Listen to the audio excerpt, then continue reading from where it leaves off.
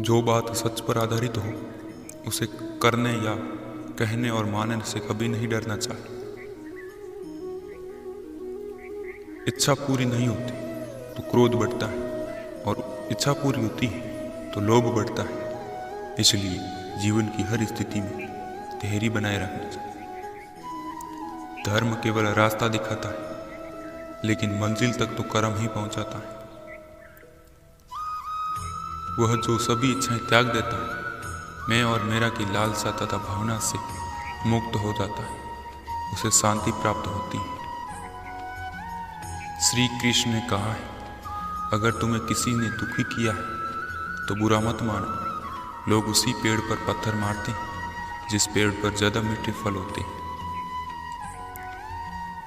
स्वार्थ से रिश्ते बनने की भी कोशिश करें जो कभी नहीं बनते, और प्रेम से बने रिश्तों को कितना भी तोड़ने की कोशिश करें वो कभी नहीं टूटते। अगर व्यक्ति शिक्षा से पहले संस्कार, व्यापार से पहले व्यवहार और भगवान से पहले माता पिता को पहचान ले तो जिंदगी में कभी कोई कठिनाई नहीं आएगी। जिस मनुष्य ने जवानी में बहुत पाप किए उसे बुढ़ापे में नींद नहीं आती।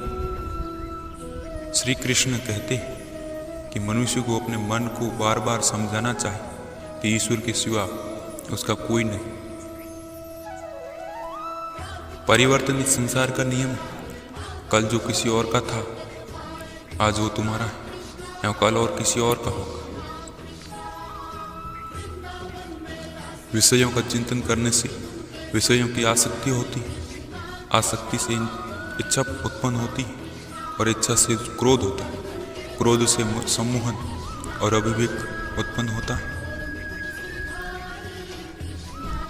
जो कुछ हुआ अच्छे के लिए हुआ, जो हो रहा है अच्छे के लिए हो रहा है, जो होगा यह भी अच्छे के लिए ही होगा। मेरे लिए न कोई घृणित है और न ही कोई प्रिय, न कोई निर्धन है और न ही कोई धनी। बस जो भक्ति भाव के साथ मुझे याद करते हैं मैं उनका और वो मेरे। आप वही हैं जिसमें आप विश्वास करते हैं। आप वह बन जाते हैं जो आप मानते हैं कि आप बन सकते हैं। अगर तुम अपना कल्याण करना चाहते हो तो कब सभी तरह के उपदेशों, सभी धर्मों को छोड़कर मेरी शरण में आ जाओ, मैं तुम्हें मुक्ति प्रदान करूंगा। जिस इंसान के चारों तरफ नकारात्मक लोग रहते हैं उस इंसान का मंजिल से भटक जाना तय है।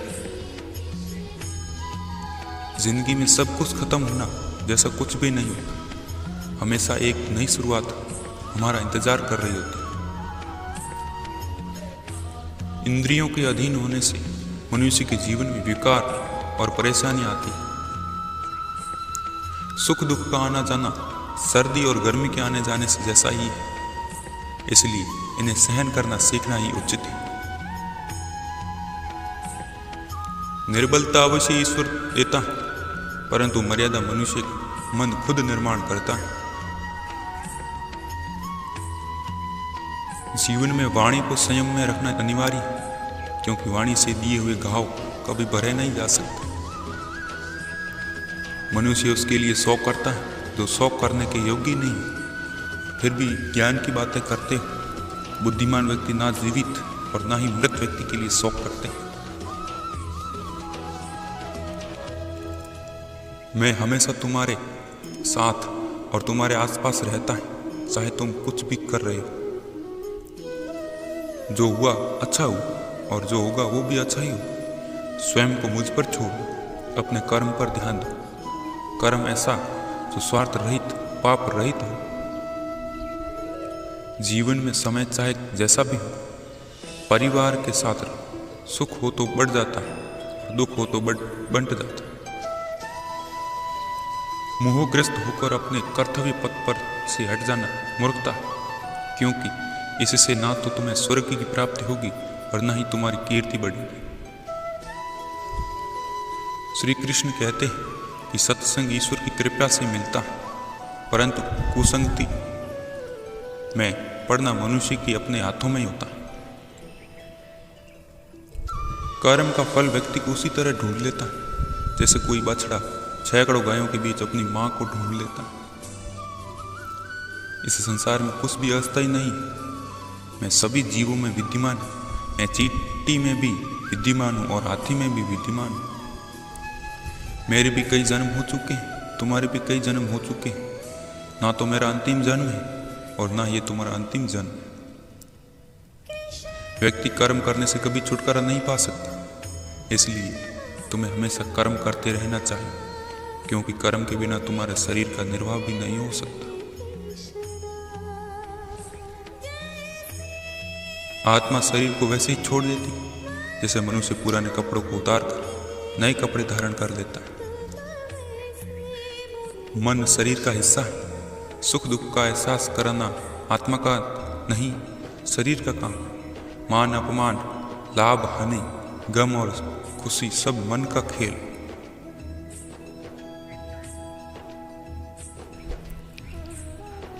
वह सब कुछ करो जो तुम्हें करना है, लेकिन लालच से नहीं, अहंकार से नहीं, वासना से नहीं, ईर्ष्या से नहीं, बल्कि प्रेम, करुणा, नम्रता और भक्ति के साथ।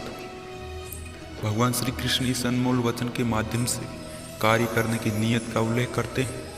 जब किसी भी कार्य करने में अगर लालच होगा, बेईमानी होगी, जलन होगी, तो वो काम न तो सही होगा और न ही उसके परिणाम फलदायी होंगे।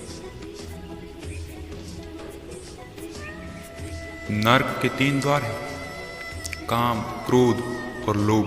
जो व्यक्ति कामी प्रवृत्ति का हो, जिसके मन में लोभ होता है और जो कब अत्यधिक क्रोधी स्वभाव का होता है, उसके लिए इस नर्क के द्वार सदैव खुले होते हैं। अर्थात ऐसे व्यक्ति को सिर्फ नरक में ही जगह मिलती है। मैं ही सृष्टि का आदि, मध्य और अंत हूँ। भगवान श्री कृष्ण इसी सृष्टि के पालनहार हैं। वही इस संसार की शुरुआत थे, वही मध्य और वही अंत होंगे। जो आप तो चाहते हैं उसके लिए नहीं लड़ते, जो खोया है उसके लिए रो मत। मनुष्य सब कुछ चाहता है, पर सब कुछ उसे मिल नहीं सकता। आपको जो नहीं मिला उसके लिए पश्चाताप मत करो, और जो आपसे खो गया, जो आपसे अलग हो गया, उसके लिए निराश भी मत हो। मैं सभी प्राणियों के हृदय में स्थित आत्मा हूँ। मैं सभी प्राणियों का आदि, मध्य और अंत भी हूँ। हर व्यक्ति श्री कृष्ण से जुड़ा है और श्री कृष्ण हर व्यक्ति से जुड़े हैं। वही हमारे आदि, मध्य और अंत है। ठंड या गर्मी, सुख या दर्द का अनुभव करें। ये अनुभव क्षण भंगुर है। वे आते हैं और जाते हैं, उन्हें धैर्यपूर्वक सहन करें। समय एक सा नहीं रहता। आज दुख है तो कल सुख भी आएंगे, और सुख के बाद दुख भी आना स्वाभाविक है। आपको पूरे धैर्य और श्री कृष्ण पर विश्वास के साथ अपना जीवन निर्वाह करना चाहिए। समय कभी नहीं रुकता। आज यदि बुरा चल रहा है तो कल अवश्य अच्छा आएगा। आप केवल निस्वार्थ भाव से कर्म कीजिए, केवल वही आपके हाथ में है। मनुष्य कितना भी गोरा क्यों ना, परंतु उसकी परछाई सदैव काली होती।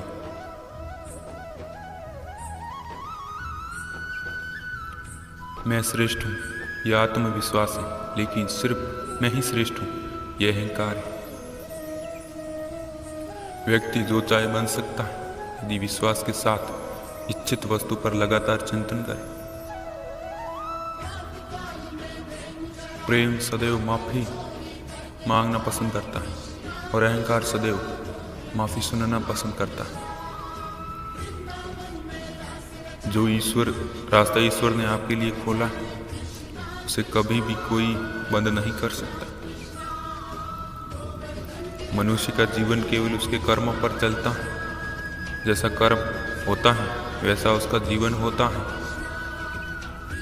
एक बार माफ करके अच्छे बन जाओ, परंतु दोबारा उसी इंसान पर भरोसा करके बेवकूफ कभी मत बनो।